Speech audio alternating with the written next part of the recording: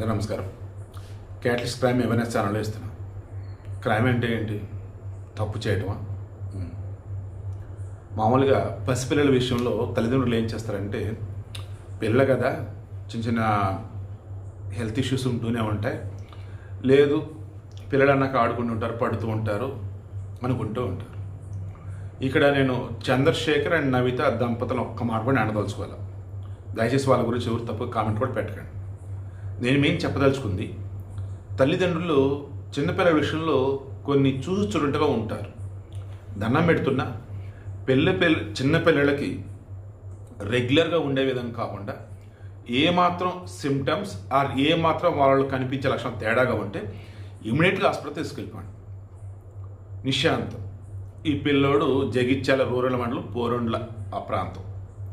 ఆ ఊరు శివాలయంలో ఏదో అన్నదానం, వాళ్ళ అమ్మ నాన్న అంతా ఉన్నారు, చేశారు, సరదాగా పిల్లడు బాగున్నాడు. అకస్మాత్తుగా పిల్లాడికి ఫిట్స్ వచ్చాయి. వాళ్ళకి ఇంకా కంగారు, భయం. వాళ్ళు చేయాల్సిన ఏదో చేశారు, ఇమీడియట్గా ఆసుపత్రి పట్టుకెళ్ళారు. బట్ ఈ మధ్యలోనే పిల్లోడికి కార్డియాక్ అరెస్ట్ అటాక్ అయింది.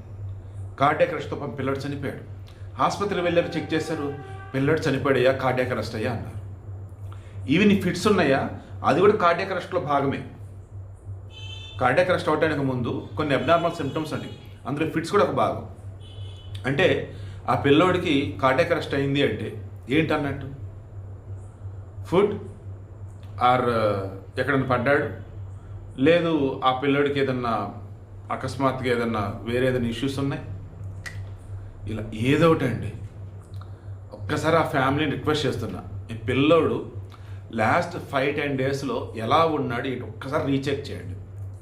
ఈ వీడియో కనుక వారి పేరెంట్స్ దగ్గర రీచ్ అయినా, లేదా వాళ్ళ బంధువులకు రీచ్ అయినా, ఆ పిల్లోడు లాస్ట్ 10 డేస్ ఎలా ఉన్నాడండి దయచేసి కామెంట్స్లో తెలియచేయండి.